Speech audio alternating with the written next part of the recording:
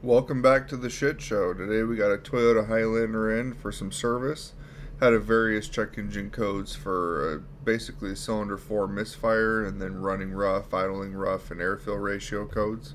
So previously we put a coil pack and a spark plug in cylinder 4 and that ended up fixing that misfire. But since it was getting close to 90,000 miles on the vehicle, we might as well go back and replace the spark plugs for the rest of the cylinders and just leave the coil packs alone. So this is what we're doing here. We're pulling off the two front ones, the ones that we have not done yet. Get the ignition coils out of there and then make sure you inspect the boots. Make sure there's no arcing on the sides or through the boot or anything like that. We'll get the spark plugs out of here and then we'll take a look and see what they look like. Number 4 was horrible. Yeah, this one's not very good either. Looks kind of lean almost, but so we go with OEM Denso plugs. These are the exact same ones. Even if you pull them brand new out of the box, you gotta check the end gap. Sometimes they get squished in the box. I've seen it a handful of times. You throw them all in there and then you got a dead cylinder again. Well, it's because the spark plug's contact is touching the element. So you always gotta be sure of that when you're putting them back in. We'll get this one nice and snug, never too tight. And then we'll pull this other one out and we'll see what this one looks like. Oh yeah, same kind of condition, almost on the lean side, kind of white, but not terrible either. And again, always check them before you throw them in there. Get this one tightened up and then we'll move on to the backside. And the backside's a little more complicated. We end up got to pull this intake manifold off, or at least part of it. So let's slide our ignition coils back in there, throw our bolts back on, make sure our clips are tight, all three of them, and then we'll move on to the back. And I'll show you my way of doing it without having to make a mess. So let's start with this PVC hose, get that pulled off there out of the way.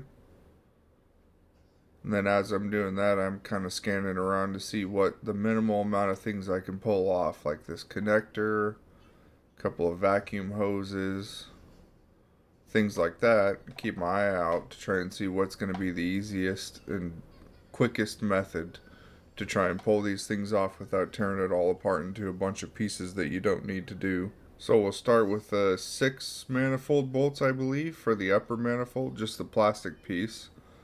We'll get those starting to pull off after we did those vacuum lines and hoses. And then we'll see what's left, what's still attached. I'm trying to pull off the minimal amount of things that I can. That way this is just nice and easy and I can kind of move it out of the way. So this is the last bolt here from the upper manifold to the lower manifold. Get that out of the way. And it looks like I got one more hose there that goes to the intake boot. I'm going to slide that off real quick and then I'll start working on the intake boot. So you got 2 clamps, one on the throttle body side, one on the airbox side. Loosen both of those up. Once you get those nice and loose, you basically just squish the boot together, just like that, so that way you can kind of wiggle it out of the way. It's rubber, so hopefully it's warm so you can manipulate it a little bit. Get that part out of the way. Now this is where my method comes into play, is I'll pull the throttle body off of the plastic housing itself. It just has a rubber gasket so it's reusable. But basically this throttle body has coolant hoses that run through it.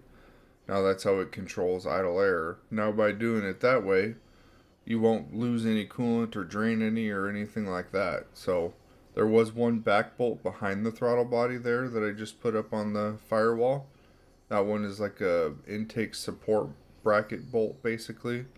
But either way, when you're pulling the manifold off, make sure you don't lose your gasket. They're all rubber O-rings, so they're all technically reusable as long as they're not flat. Now pull out your pick, because these Toyota clips are always a pain in the ass without trying to break them. So I use a pick and just get right underneath the edge of it and just barely pull it up enough. That way I don't run into any issues. Now let's get this other spark plug out of here and see what this one looks like. See if it follows in suit with the rest of them. Yeah, kind of white like the rest of them. So we'll slide this one down in there. I like to hold my finger against the side of the tip of it and slide it down nice and smooth. That way it doesn't smash the bottom of the cylinder head. We'll slide our coil pack back in here. You got to be careful in these tight little spaces. You don't want to bend it or anything like that too much. Get our bolt tight Tighten that down, make sure our clip's on there. Look our clip in and make sure you hear that click. Then we'll pull the other ones out. Oh, this one looks way worse. That one almost looks like cylinder 4. Number 4 had a bunch of oil buildup on it, and these other two look a lot better as far as the buildup goes. They're all just kind of on the white side. So either way, we'll throw this intake manifold back on, basically just redoing what we just undid in the same order. Make sure your gasket's up there nice and flush, that way it's not falling down, you won't have any intake gasket leaks. Slide it down and then start all your bolts. Once you have all those in hand tight, don't forget your support bracket bolt that goes behind the throttle body there. That one's pretty important. Once that one's in, then you can tighten down all of your intake manifold bolts to a respectable amount. This is a plastic manifold, so you definitely don't want to go too tight. But once you have all your bolts in, everything will line up and you won't have any weird cross threading or get all the way to the last bolt and it won't fit in the hole where the threads line up. It kind of centers the manifold, that way it makes it easy. Now after you get all those bolts tight and everything, we go through and torque down our throttle body, basically just exactly what we just did when we took it all apart.